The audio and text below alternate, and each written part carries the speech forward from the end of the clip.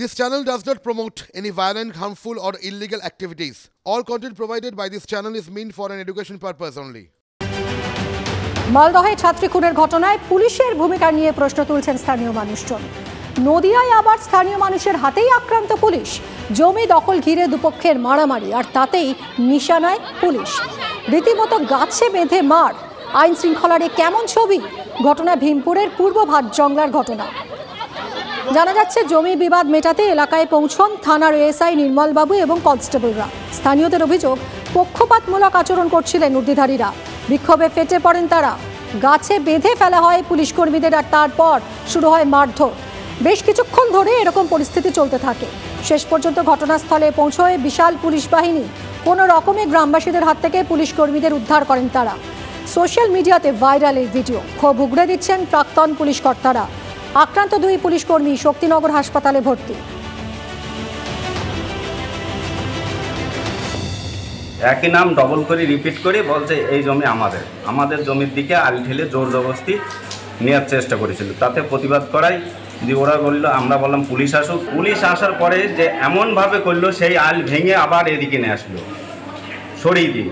Police বলছে অক্ষায় এই কী হচ্ছে, এটা কি করছিস?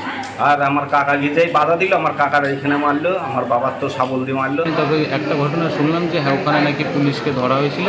সেটা আমরা তো স্যার সমস্ত লোক হসপিটালে, আমরা ইনজুরি যারা ছিলাম সবাই আমরা হসপিটালে চলে এসেছি। তারপরে আমাদের বাড়িতে কিছু লোক ছিল, তারাও হসপিটালে চলে যায়। কিন্তু তারপরে ওখানে উত্তেজিত জনতা এদের এই যে সব রক্তপাত, এই ইনজুরিগুলো দেখে হয়তো তারা এটা করেছে, এটা আমরা জানি না। দুয়ারে লোকসভা ভোট, নেতাদের মুখে প্রতিশ্রুতির ফুলঝুরি ছুটবে সেটা তো জানা কথাই। কিন্তু যেখানে যেখানে ফাঁক ফোকরগুলো রয়ে গেছে, ভোটের পর সেগুলো মেরামত হবে তো, নাকি রাজনীতির মারপ্যাচে সবই গোল্লায় যাবে? রাজ্যের সরকারি স্কুলগুলোর হাল হাকিকাত দেখে এমন অনেক প্রশ্নই কিন্তু আমাদের সবার মনেই আসবে। পূর্ব মেদিনীপুর জেলার একটি সরকারি জুনিয়র হাই স্কুলের ছবিটা আজ আপনাদের দেখাবো। পরিকাঠামো উন্নয়ন তো দূরে থাক, নজরদারির অভাবে স্কুলের পঠন পাঠন লাটে ওঠার উপক্রম দেখুন।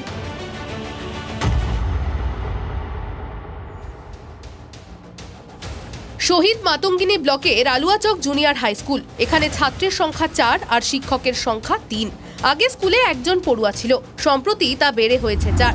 ছাত্রছাত্রী না থাকায় শিক্ষকরা নিয়মিত স্কুলেও আসেন না, সপ্তাহে 2 থেকে 3 দিন হাজিরা দেন। কিন্তু কেন এই হাল? শিক্ষার অধিকার আইন কার্যকর করতে গিয়ে জেলায় জেলায় প্রচুর জুনিয়র হাই স্কুল খোলা হয়েছিল। গ্রামীণ এলাকায় পড়ুয়াদের বাড়ি থেকে 2 কিলোমিটারের মধ্যে উচ্চ প্রাথমিক অর্থাৎ 5ম থেকে 8ম শ্রেণী পর্যন্ত স্কুল খোলা হয়েছে। শহরে 1 কিলোমিটারের মধ্যে জুনিয়র হাই স্কুল খোলা হয়। 2014-15 সাল থেকে জুনিয়র স্কুলগুলো চালু হয়। পূর্ব মেদিনীপুর জেলায় মোট জুনিয়র হাই স্কুলের সংখ্যা 326। জেলা বিদ্যালয় পরিদর্শক শুভাশিস মিত্র ক্যামেরার সামনে কিছু না বললেও কার্যত স্বীকার করে নেন, পড়ুয়ারা কিছু সমস্যার কারণে জুনিয়র হাই স্কুলের বদলে বাড়ির কাছে হাই স্কুল এবং উচ্চ মাধ্যমিক স্কুলে ভর্তি হচ্ছে, তাই এমন ঘটনা ঘটছে। একই বক্তব্য শিক্ষকদেরও। আমরা অনেক চেষ্টা করেছি ভর্তি করানোর জন্য, কিছু তো সমস্যা থাকেই। মানে এই রকম স্কুলে ভর্তি হতে অনেকেই বিভিন্ন রকম গার্ডিয়ান বিভিন্ন রকম কথা বলে আর কি।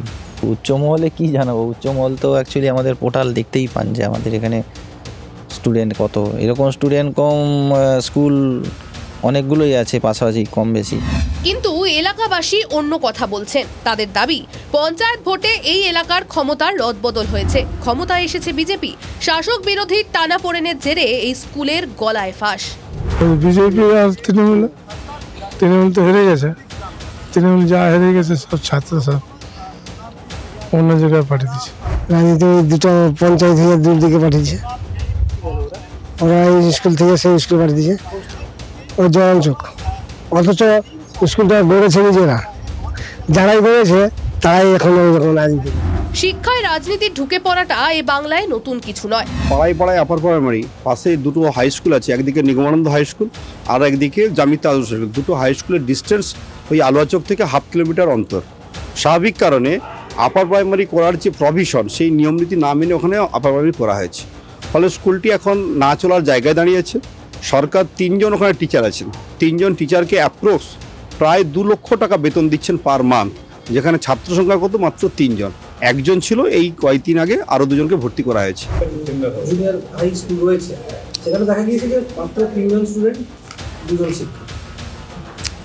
নিশ্চিতভাবে সেই পরিসংখ্যান ডিআই এর কাছে আছে। উনি উপযুক্ত শিক্ষা ব্যবস্থাকে সচল করতে, শিক্ষার পরিবেশ বজায় রাখতে সিদ্ধান্ত উনি নেবেন। শিক্ষকদের আক্ষেপ, বাড়ি বাড়ি গিয়েও লাভ হয়নি। ছাত্রের অভাবে ধুঁকছে জুনিয়র হাই স্কুল। স্কুলটিকে বাঁচিয়ে রাখতে কেন এগিয়ে আসছেন না এলাকার রাজনৈতিক নেতৃত্ব? প্রশ্ন তুলছেন স্থানীয় মানুষ। পূর্ব মেদিনীপুর থেকে কনিষ্ক মাইতির রিপোর্ট, TV9 বাংলা। এবার আসুন বাজেটের দিকে চোখ রাখা যাক। ভোট অন অ্যাকাউন্ট বাজেট, প্রত্যাশা খুব বেশি ছিল না, তবে নজর ছিল ইনকাম ট্যাক্স ছাড়ের দিকে। কিন্তু না, প্রত্যাশা পূরণ হলো না। করদাতাদের প্রত্যক্ষ বা পরোক্ষ কোনো ছাড়ই দিলেন না অর্থমন্ত্রী। জানিয়ে দিলেন আপাতত কর কাঠামো অপরিবর্তিতই থাকছে, তবে প্রত্যক্ষ কর ব্যবস্থায় সংস্কারে জোর দিয়ে একাধিক ঘোষণা করেন তিনি। মধ্যবিত্তদের মন জয় করতে আয়করের সীমা বৃদ্ধি করে 10 লক্ষ করা হতে পারে, এমন কথা শোনা যাচ্ছিল বেশ কয়েকদিন ধরে। আবার 80Cর আওতায় সঞ্চয়ের ক্ষেত্রে 1.5 লক্ষ টাকা পর্যন্ত আয়করে যে ছাড় রয়েছে তা বাড়িয়ে 2.5 লক্ষ করার সম্ভাবনাও শোনা যাচ্ছিল। স্বাস্থ্য বিমার ক্ষেত্রেও আয়কর ছাড়ের সীমা বাড়ানো হতে পারে বলে জল্পনা শোনা যাচ্ছিল, কিন্তু কোনোটাই এদিন ঘোষণা করেননি নির্মলা। তিনি জানিয়ে দিয়েছেন আগের হারেই প্রত্যক্ষ বা পরোক্ষ কর দিতে হবে করদাতাদের।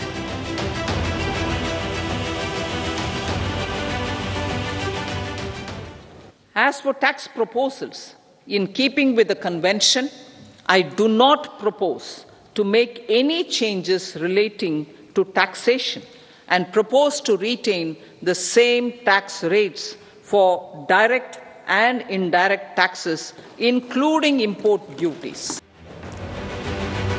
আগামীকাল থেকে শুরু হতে চলেছে মাধ্যমিক পরীক্ষা 2024-এর মাধ্যমিক।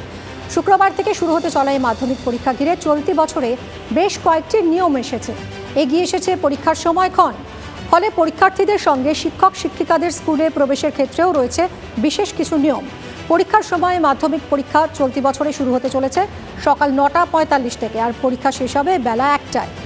এর আগেই পর্ষদ জানিয়ে দিয়েছে এই পরীক্ষার সময় অনুযায়ী স্কুলের শিক্ষক শিক্ষিকাদের সকাল 8টার মধ্যে প্রবেশ করতে হবে স্কুলে।